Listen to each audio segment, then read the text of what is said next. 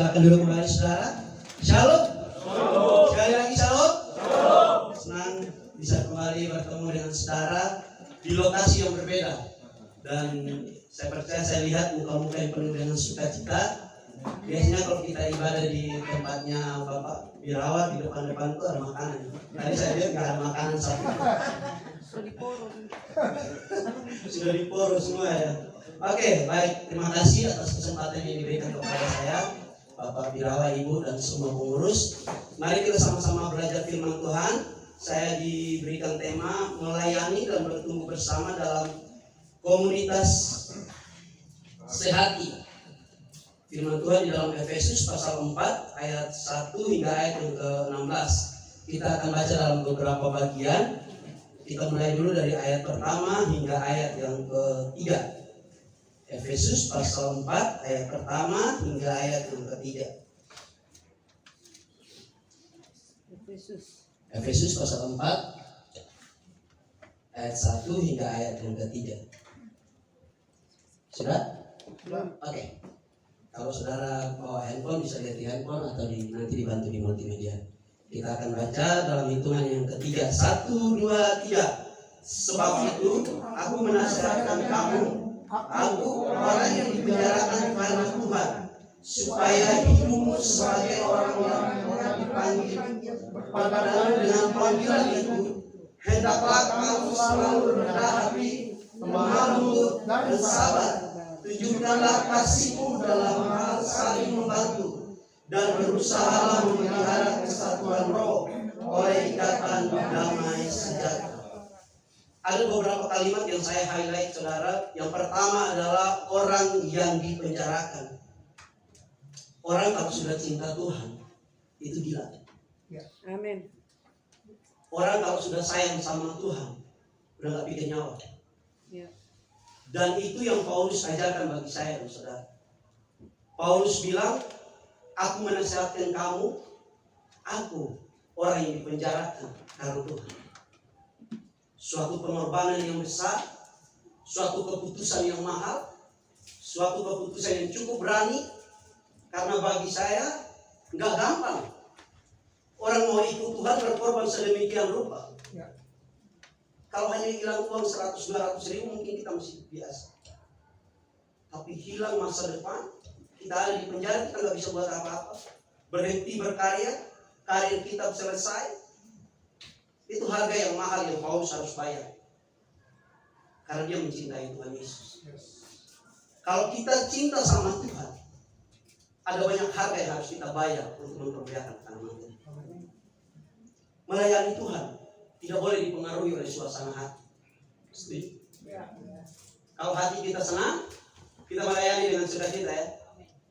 Tapi kalau hati kita lagi dongkol, kita lagi gak suka sama orang, lagi gak suka sama pengurus, lagi gak suka sama pimpinan, pelayanan kita hambat. Kita hanya melakukan pencitraan. Orang Kristen dituntut untuk totalitas dalam melayani Tuhan. Kita tidak boleh berpura-pura dalam melayani Tuhan. Firman Tuhan bilang begini, kalau kita mau ikut Tuhan, hitam-hitam, putih-putih, kita nggak bisa abu-abu.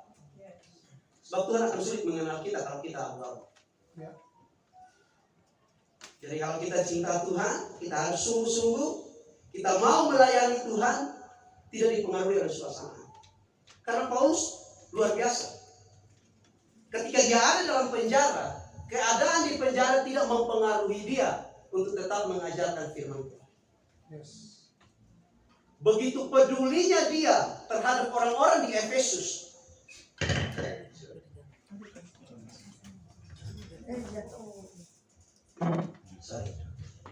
Begitu pedulinya Paulus dengan jiwa-jiwa yang ada di Efesus. Harusnya dia pikir dirinya dia kalau dia ada dalam penjara. Kalau saya dipenjarakan, aku pikir bagaimana caranya saya keluar. Saya nggak mau mikir orang lain. Apalagi saya harus nulis kebenaran buat orang lain. Buang-buang waktu. Saya harus menghabiskan waktu. Bagaimana saya berkomunikasi dengan pengacara saya. Bagaimana saya cari uang untuk saya menghadapi sidang-sidang nggak bisa terus. Saya harus menyelesaikan masalah saya. Tapi apakah Paulus melakukan itu? Enggak. Paulus nggak fokus pada masalahnya. Paulus lebih fokus kepada apa yang Tuhan mau dalam hidup. Saudara, kalau lihat kehidupan Paulus, dia orang yang sangat unik. Bunuh orang Kristen kurang apa, sakitin orang kurang apa. Tapi saudara lihat ketika dia pulih, dia dipilih kembali oleh Tuhan. Gila-gilaan dia melayani. Dia militan. Harusnya saudara, kita pun bersikap sama dengan Paulus. Dulunya kita yang orang berdosa. Dulunya kita yang tak kenal Tuhan. Ketika kita merasa sudah kenal Tuhan, kita sudah dipulihkan oleh Tuhan, kita harus totalitas dalam melayani itu. Amin. Kasih tepuk tangan buat Tuhan. Orang yang dipanggil Tuhan, orang kalau sudah dipanggil Tuhan, hidupnya harus seperti orang yang sudah berubah sendiri. Karena ada banyak orang yang sudah dipanggil Tuhan, tapi hidupnya tidak seperti orang yang sudah berubah. Terus saudara lihat orang seperti itu ada di tempat ini, pakai baju warna baju kita sama semua ya. Terima kasih Bu buat bajunya. Dia ada di tempat ini. Saya percaya bahwa saudara di tempat ini adalah orang-orang yang sudah berubah. Amin. Kita semua sudah berubah. Amin. Buat apa kita ikut Tuhan kalau kita nggak berubah? Kalau ikut Tuhan nggak berubah, nggak bisa ikut Tuhan, Pak. Maaf. Buang-buang waktu. Harusnya kita ikut Tuhan, kita mengalami perubahan yang signifikan. Hidup yang lama, hidup yang dahulu hancur, harus berubah menjadi hidup yang baru, hidup yang mempermuliakan akan nama Tuhan. Harus. Mohon maaf ya, suara saya agak keras. Saya sudah beberapa kali ngomong saudara, sekali waktu saya pelayanan terus orang bilang, Pak kurangi suaranya. Saya coba 5 menit saudara pelan. 5 menit kemudian saya kembali ke setelan pabrik. Jadi kalau saudara nggak suka dengan suara keras, ya sudah terima saja. Untuk sementara waktu beberapa menit ke depan. Hari ini saya memberikan tema, hiduplah sesuai dengan panggilan Kristen. Hiduplah seperti orang Kristen. Hiduplah seperti orang yang dikehendaki oleh Tuhan Yesus. Sebab Paulus sudah memberikan keteladanan bagi saya dan saudara. Kalau kita dipanggil dan dipercayakan untuk mengerjakan sesuatu, maka sebagai orang yang dipanggil harus melakukan hal tersebut sesuai dengan perintah yang diberikan kepada kita. Saya percaya bahwa saya dan saudara adalah orang-orang yang sudah dipanggil dan sudah dipilih oleh Tuhan. Amin. Cuman kadang-kala kita nggak sadar bahwa kita ini orang panggilan dan orang pilihan. Sehingga kita melakukan hal-hal yang berbeda dengan orang yang telah dipanggil oleh Tuhan. Harusnya kita hidup seperti orang yang dipanggil oleh Tuhan. Karena itulah hidup yang bermakna. Itulah hidup yang baik. Itulah hidup yang indah. Saya senang kalau dipakai sama Tuhan. Saya nggak tahu saudara, tapi saya juga berharap saudara senang dipakai oleh Tuhan. Karena ada banyak orang punya kerinduan melayani Tuhan, tapi dia terbatas. Terbatas oleh tubuh, terbatas oleh keuangan, terbatas oleh ruang dan waktu. Tapi sebenarnya punya kerinduan. Saya dan saudara punya segala, punya ruang, punya waktu, punya kesempatan. Mari kita pakai kesempatan ini untuk melayani Tuhan. Siap melayani Tuhan dengan sungguh-sungguh. Amin. Siap berubah. Amin. Siap hidup seperti apa yang Tuhan mau dalam kehidupan kita. Amin. Amin. Amin. Orang yang dipenjarakan, kalau dia nggak mau selesai dengan dirinya, dia mau terus mempertahankan egonya, dia nggak akan pernah berhasil dalam perjalanan dia. Kalau saya dan saudara dipenjarakan sama dosa dan kita nggak pernah keluar dari itu, kita nggak akan jadi apa-apa. Kita nggak akan pernah bisa berubah. Kita nggak akan bisa berkarya buat Tuhan. Kalau kita izinkan hidup kita terus dipenjarakan oleh dosa. Mari kita belajar sungguh-sungguh supaya hidup kita berkenan di hadapan Tuhan. Saudara, saya sambil melayani Tuhan sebagai hamba Tuhan, saya juga sebagai salah satu guru agama di salah satu sekolah di Jakarta Barat. Saya di-hire sama kepala sekolah untuk menjadi guru agama. Kemudian ada datang guru cerita sama saya, Pak, tahu nggak guru matematika itu nggak benar. Saya bilang saya nggak tahu, karena dia nggak cerita. Kalau saya di-hire sebagai guru agama, buat apa saya ngurusin cerita ini? Nah, ini yang menjadi kegagalan kita. Kadang-kadang kita gagal dalam panggilan Tuhan, bukan karena kita nggak mampu, tapi kita lebih memilih mengurusi orang lain. Padahal orang ada susah juga dengan panggilan dia. Orang ada susah juga dengan tanggung jawab yang Tuhan kasih sama dia. Tapi kenapa kita manusia lebih tertarik ngurusin urusan orang daripada ngurusin urusan kita dengan Tuhan? Nah, ini PR-nya kita. Seringkali kita terjebak di sini. Kayaknya kalau ngurus urusan orang lebih keren. Nggak terlibat dalam cerita orang tuh kayaknya ada yang kurang. Kayaknya kita pengen sekali tahu apa yang orang alami. Pak, Bu, berhenti. Kita masih punya banyak urusan. Bapak Ibu yang sudah berkeluarga masih punya banyak urusan dengan keluarga, dengan pekerjaan, dengan tanggung jawab. Uruslah tanggung jawab, uruslah keluarga, uruslah pelayanan, uruslah pekerjaan yang sudah Tuhan percayakan. Berhenti urus orang lain. Karena kalau kita urus orang lain, kemudian orang lain menyakiti kita, akhirnya kita sakit hati, akhirnya kita benci, akhirnya kita dengki. Jadi penyakit buat kita sendiri. Rasul Paulus mengingatkan kita bahwa kita dipanggil Tuhan untuk menjadi orang yang rendah hati. Kita dipanggil Tuhan untuk menjadi orang yang lemah lembut. Dan kita dipanggil Tuhan, ini penting, untuk saling membantu. Nggak cukup rendah hati,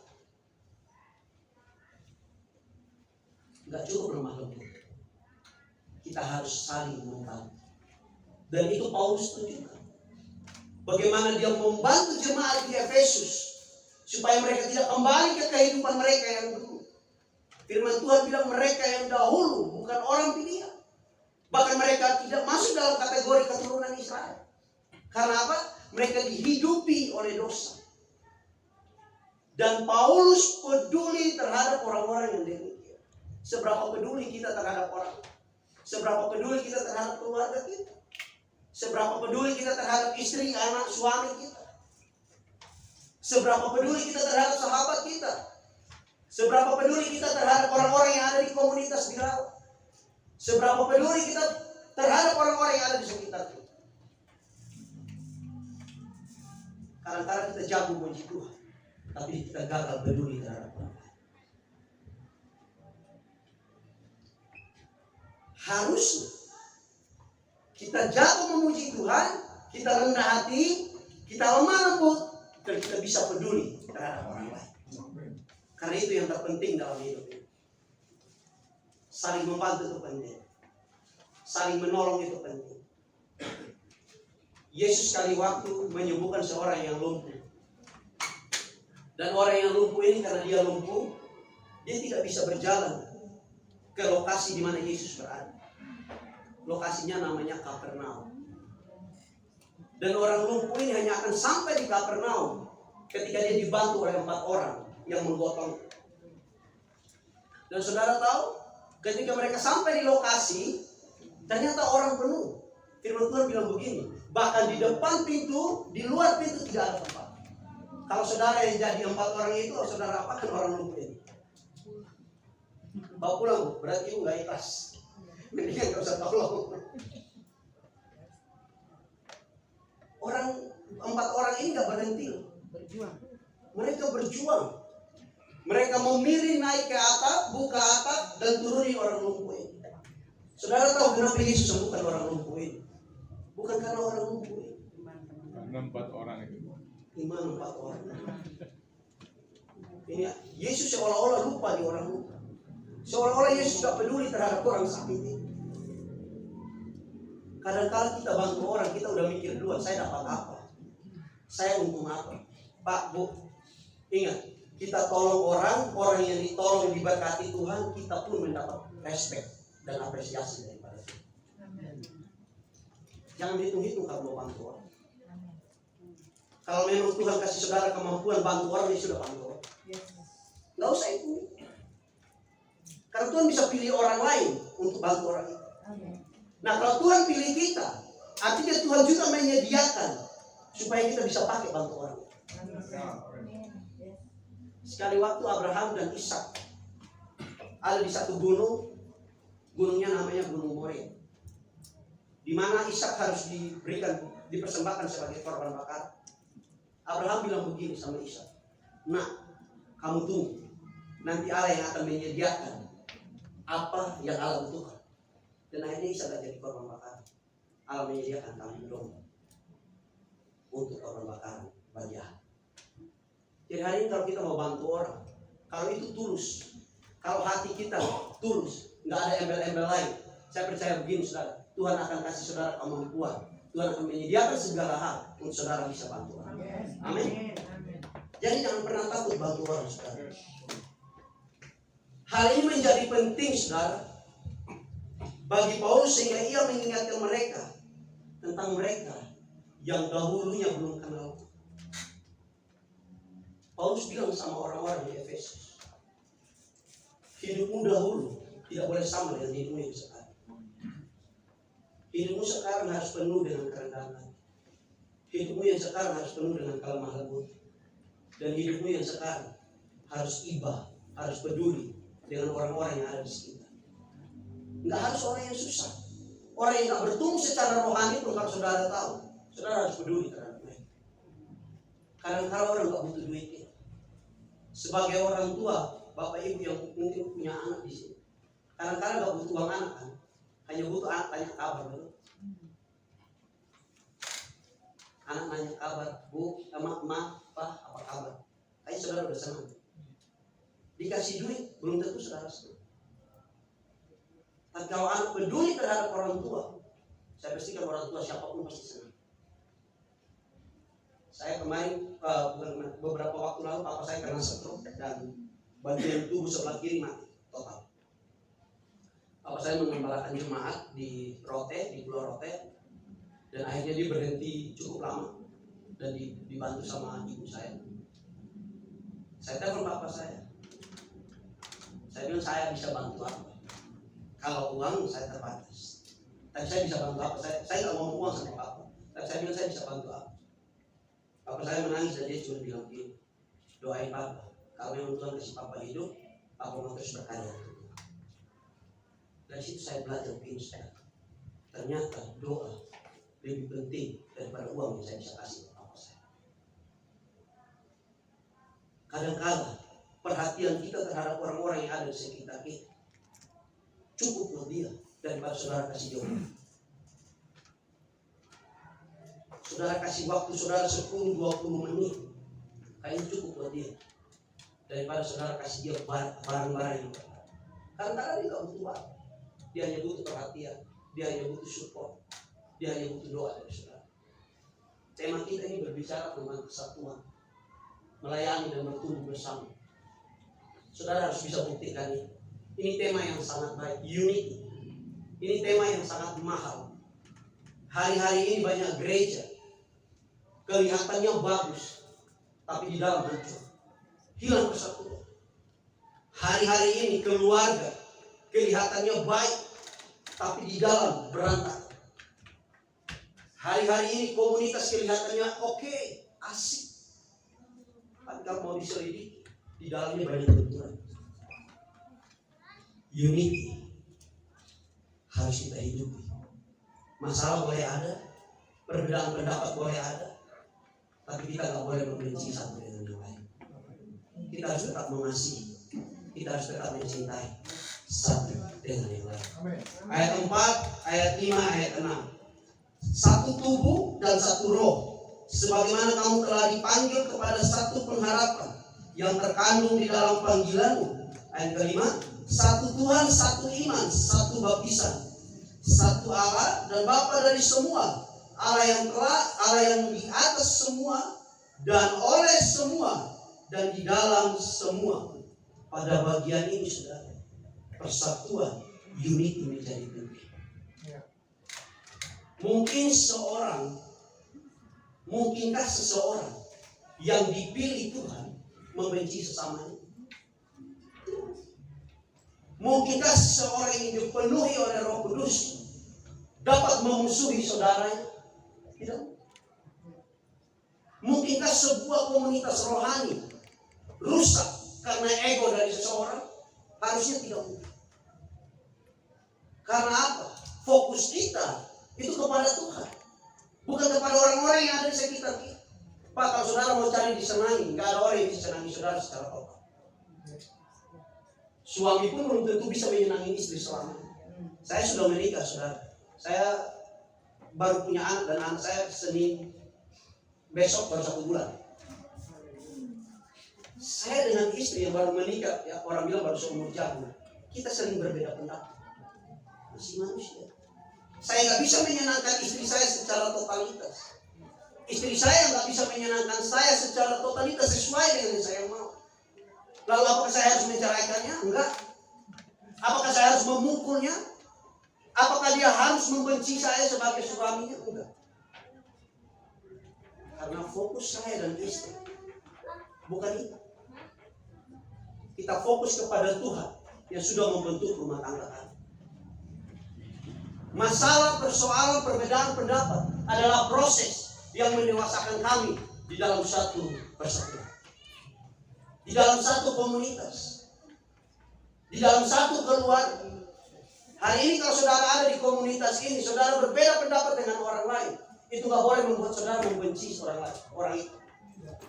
Justru saudara harus belajar semakin dewasa supaya orang lain bisa belajar dari kehidupan saudara menang masalah. Harus seperti itu. Kalau ada orang yang menyakiti saudara melalui perkataannya, apakah saudara harus sakit hati dan keluar dari komunitas? Mohon maaf, bagi saya saudara keliru. Keluar dari komunitas bukan pilihan. Keluar dari perkumpulan rohani bukan keputusan yang baik. Harusnya kita tetap bertahan dan kita berubah bersama. Saya punya moto begini, saudara. Bertumbuh, belajar bersama, berubah bersama, dan bertumbuh bersama. Di dalam komunitas apapun, saudara harus belajar bersama. Saudara harus berani berubah bersama dan bertumbuh bersama. Saya nggak tahu cerita utuh dari komunitas ini, tapi yang saya lihat dari luar, saudara keren. Saya tidak senang menjilat, saudara, tenang aja. Tapi bagi saya lihat dari luar, saudara semua keren. Dan mari kita mempertahankan kesatuan, semangat, sukacita ini dalam komunitas ini. Jangan pernah rusak suatu komunitas yang baik, Pak. Kalau saudara merusak komunitas ini dan kemudian saudara pergi, saudara berpikir bahwa komunitas ini yang salah, saya mau kasih tahu saudara. Kalau saudara datang di komunitas yang baru dan komunitas itu bermasalah, berarti saudara yang salah. Ada banyak orang coba menyelesaikan masalah keluar dari satu tempat ke tempat yang baru. Padahal dia datang di tempat yang baru yang dulunya gak ada masalah, dia datang jadi masalah. Artinya saudara ini pembuat masalah. Jadi kalau ada masalah dalam komunitas, mohon maaf Bapak Ibu, tetaplah bertahan di dalam komunitas. Doain komunitas saudara. Bersatulah di dalam. Temanya bagus, melayani, bertumbuh bersama. Ini tema yang sangat baik. Dalam komunitas sehat. Artinya ada masalah pun saudara harus tetap sehat. Ada masalah pun saudara harus tetap bertumbuh. Ada masalah pun saudara harus tetap saling melayani. Amin. Tepuk tangan buat Tuhan Yesus.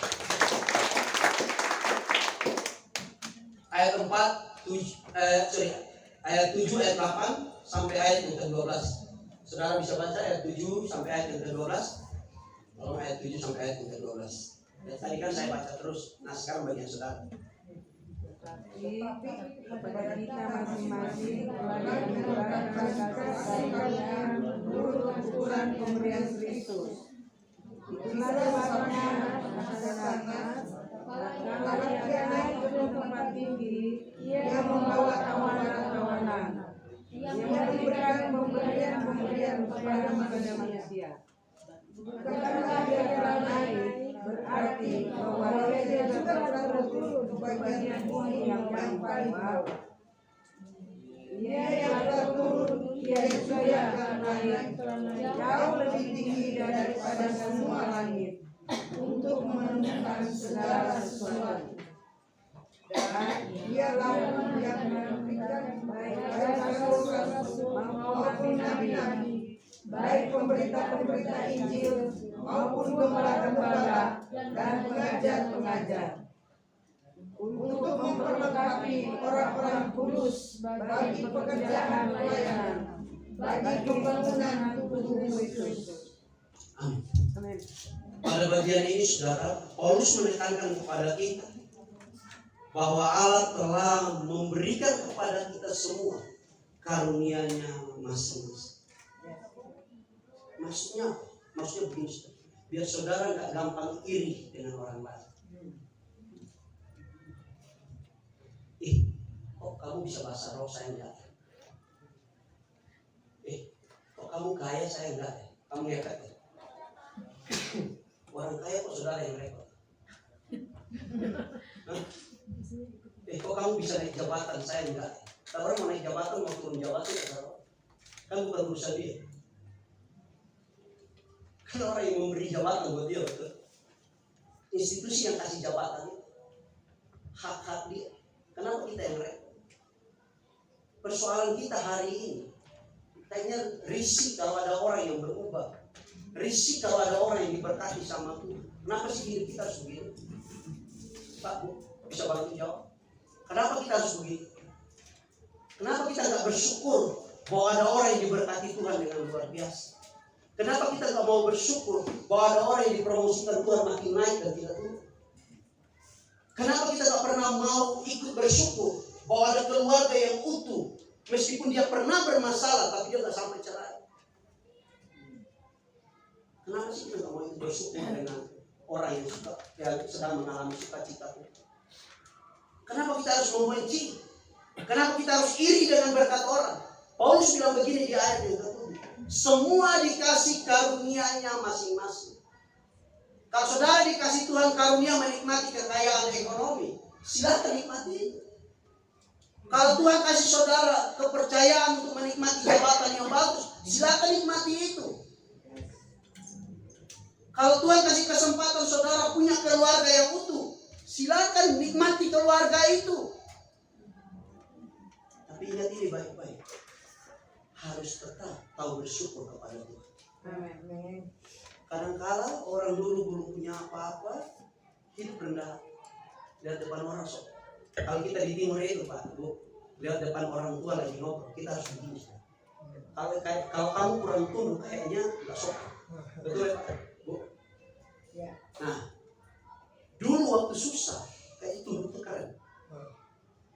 Diberkati Tuhan. Kayaknya kalau orang sapa pun nggak mau jawab. Ada orang begitu di sini. Nggak ada ya. Kayaknya kita semua orang-orang baik. Amin. Amin. Jangan pernah lupa bersyukur kalau Tuhan kasih kita satu kepercayaan yang baik. Dan jangan pernah iri terhadap keberhasilan orang lain. Jangan iri terhadap pencapaian orang. Itu urusan Tuhan dengan dia.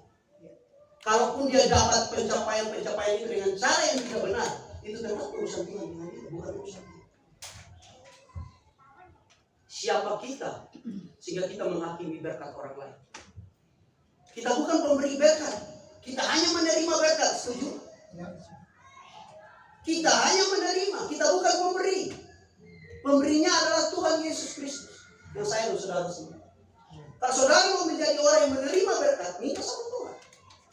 Firman Tuhan bilang begini, cari kamu dapat, ketok maka pintu dibukakan, minta Tuhan pasti kasih. Kalau itu sesuai dengan kehendak Tuhan. Nah, orang kan berhenti diminta dan Tuhan kasih, dia nggak mau sampai sesuai dengan kehendak Tuhan. Harusnya semua sesuai dengan kehendak. Ya, jangan pernah iri. Lihat kiri kananmu dan bilang jangan iri dengan berkat orang lain. Ayat 11 dan ayat 12 saudara. Bos, hati-hati dengan ini saudara. Saudara pernah dengar sombong rohani? Ada orang yang kayaknya kalau dia suara bagus, dia bilang begini, kalau nggak ada saya ibadah nggak mungkin jalan. Ada orang kalau punya power, dia bilang kalau nggak ada saya nggak mungkin jalan. Bos, semua karena Tuhan. Kita itu hanya alat yang Tuhan pakai. Jadi jangan bangga dengan itu. Ada banyak orang bangga karena dia bisa mengendalikan sesuatu. Ada banyak orang bangga kalau dia bisa mengerjakan ini, mengerjakan itu. Boleh nggak kita bersyukur? Boleh nggak kita senang? Boleh. Tapi yang tidak boleh, kita mencuri kemuliaan Tuhan di balik semua yang Tuhan percayakan. Keempat orang yang mengangkat orang lumpuh, kalau saudara baca kitab itu sampai pada ayat terakhir. Setelah mereka menurunkan orang lumpuh ini, selesai cerita mereka. Alkitab tidak menceritakan 4 orang ini di mana. Yang saya tangkap begini, saudara. Mereka lebih memilih duduk bergabung bersama dengan orang-orang yang mendengar Yesus mengajar, karena mereka tidak mau mencuri kemuliaan Tuhan. Itu sikap yang saya dan saudara harus punya. Bahwa kita mau mengambil bagian untuk tidak mencuri kemuliaan Tuhan dalam kehidupan kita, dalam semua pencapaian yang Tuhan percayakan bagi saya dan saudara. Hati-hati sombong rohani. Sekali waktu Yesus lewat di Yerusalem dan orang-orang mengeluarkan dia, murid-muridnya mengeluarkan dia, kemudian orang-orang Farisi bilang dia, suruh mereka diam. Yesus bilang begini sama mereka, kalau mereka diam, batu-batu ini saya suruh bicara. Artinya begini, saudara. Kalau saudara merasa hebat, Tuhan bisa ganti pemain. Berarti maksudnya? Kalau kita merasa inti, Tuhan bisa jadikan kita pemain cadangan. Kalau kita merasa yang paling berpengaruh, Tuhan bisa pakai orang lain yang lebih berpengaruh dari saudara. Yesus bilang sama orang-orang ahli Farisi dan ahli Taurat, kalau kamu suruh mereka ini, saya suruh batu misalnya. Kalau kita nggak mau melayani karena kita tersinggung, Tuhan pilih orang lain melayani. Kalau kita nggak mau datang karena kita tersinggung, Tuhan pilih orang lain datang isi posisi saudara. Jangan pernah main-main dengan Tuhan, Pak. Ingat, semua yang kita alami hari ini itu hanya pemberian yang Tuhan berikan bagi saya.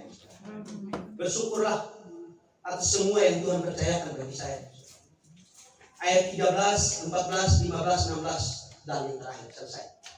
Ayat 13, ayat 13, saya ayat 13, 14, saudara ayat 15 dan 16. Mulai dari saya, sampai kita semua telah mencapai kesatuan iman dan pengetahuan yang benar tentang anak Allah, kedewasaan penuh dan tingkat pertumbuhan yang sesuai dengan kepenuhan Kristus. Ayat 14, sehingga kita bukan lagi anak-anak yang diombang-ambingkan oleh rupa-rupa angin pengajaran, oleh permainan palsu manusia dan kelicikan mereka yang menyesatkan. Ayat 15, 16.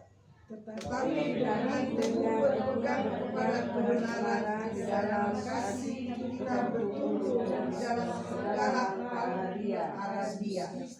Kristus adalah kepala. Daripadanya seluruh tubuh yang rapi tersusun dan diikat menjadi satu oleh pelayanan semua bagiannya, sesuai dengan kadar pekerjaan tiap-tiap anggota, menerima pertumbuhan dan membangun dirinya dalam kasih. Saya ingin mengakhiri dengan begini. Pernah nggak saudara bertanya, kenapa Tuhan menghendaki kita besar? Kenapa?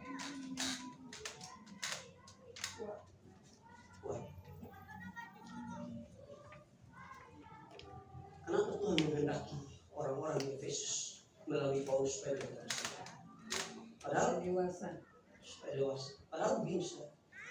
Menurut saya, semua boleh jadi orang Kristen, tapi soal pertumbuhan iman itu urusan pribadi. Soal masuk surga masuk neraka itu urusan pribadi. Tapi kenapa itu disuruh kita bersama? Hanya bertolak belakang. Bagi saya, pertumbuhan iman saya itu urusan saya dengan Tuhan. Dan itu perjalanan saya. Perjalanan spiritual saya membentuk saya dewasa secara iman atau tidak. Tapi kenapa Tuhan bilang begini? Kamu harus bersatu dengan orang lain. Kenapa Tuhan suruh saya dan saudara bersatu? Kita yang berbeda latar belakang, saya yang hitam, saudara yang putih, saya yang agak keriting, saudara yang rambut lurus, saudara yang mata sipit, saya yang mata agak gede dikit, saudara yang gendut dikit, saudara yang kurus. Kenapa Tuhan suruh kita bersatu? Kenapa saudara pikir? Padahal harusnya kita urusan kita masing-masing. Ini 4 pesan saya mau kasih buat saudara. Saudara ingat baik-baik. Pertama, Tuhan ajar kita untuk kita bisa peduli terhadap sesama kita. Tuhan mau kita bersatu karena Tuhan mau ajar kita supaya kita peduli terhadap sesama kita. Yang kedua, saudara, Tuhan ajar kita supaya kita tidak jadi orang yang egois. Jemaat di Efesus mengalami perubahan rohani yang luar biasa. Paulus ingatkan mereka supaya mereka tidak secara pribadi, mereka tertutup dengan orang lain. Kemudian mereka melihat orang yang tidak bertumbuh dan mereka membiarkan. Tuhan tak mau orang Kristen, pengikut Yesus, anak-anak pilihan, orang yang dipenuhi oleh Roh Kudus menjadi pribadi yang egois. Yang ketiga, Tuhan ingatkan kita tentang bahayanya pengajar sesat yang berjubah hamba Tuhan. Ini yang berat. Sebagai hamba Tuhan, ketika saya merenungkan ini, saya merasa ditampar oleh ayat ini. Apakah saya hamba Tuhan yang sudah benar? Saudara tidak tahu. Hanya saya dan Tuhan. Apakah hamba Tuhan yang saudara lihat sudah benar? Saudara tidak tahu. Hanya urusan dia dengan Tuhan. Kita tidak ada pada bagian itu untuk menghakimi orang. Tapi Tuhan kasih ingat kita begini. Hati-hati dengan pengajar-pengajar yang bermunculan. Sebab Yesus pernah ngomong begini. Akan ada banyak orang yang berseru-seru kepada Yesus. Tapi Yesus tidak kenal mereka. Ada banyak orang yang menjadi pemberita-pemberita yang hebat. Tetapi Yesus tidak mengambil mereka menjadi bagian inti dalam tujuan Yesus. Saudara dan saya harus jeli soal ini. Kalau kita mau bertumbuh secara rohani, cari pemimpin rohani yang baik dan benar. Baik belum tentu benar. Benar sudah pasti baik. Nah, kita harus jeli pada bagian ini. Sehingga kita tidak salah menerima ajaran. Saya nggak bilang saya paling benar dan saudara yang salah. Enggak. Saya bilang saya paling benar dan hamba Tuhan ini yang salah. Enggak. Dan saya mau bilang begini. Kita harus hidup berdasarkan firman Tuhan yang benar. Amin. Seorang hamba Tuhan berbicara, basicnya harus Alkitab. Ya, amin. Dasarnya harus Alkitab. Yes. Bolehkah kita bersaksi tentang keluarga kita? Boleh. Tapi ketika kesaksian kita menguasai khotbah, bagi saya itu tidak boleh. Ya. Bolehkah kita bersaksi bahwa Tuhan memberkati kita? Boleh. Tapi ketika kesaksian kita seolah-olah kita yang bisa dan bukan Tuhan, tidak boleh. Ya. Saudara mengerti maksudnya? Yang terakhir, saudara, yang keempat, Tuhan mau kita semua, ini penting, selamat dan tidak ada yang binasa. Amin. Amin. Ikut Tuhan harus sampai pada level selamat. Kita harus sampai pada garis finishing line. Kita harus sampai pada apa yang Tuhan mau dalam hidup saya. Kalau Tuhan mau kita hidup dalam surganya Tuhan, mari kita sampai pada bagian ini. Berusahalah saudara. Dunia tidak sedang baik-baik saja. Kita akan dihadapi dengan banyak hal. Kita akan dihadapi dengan banyak persoalan. Tapi ingat ini, Tuhan Yesus tidak pernah meninggalkan saya dan saudara. Amin. Kita punya Tuhan yang peduli, cinta dan sayang sama kita. Saya minta worship leader dan singer bantu saya. Kita mau nyanyikan satu pujian. Saya undang kita bangkit berdiri, kita mau nyanyi satu pujian. Roh Kudus kau hadir di sini.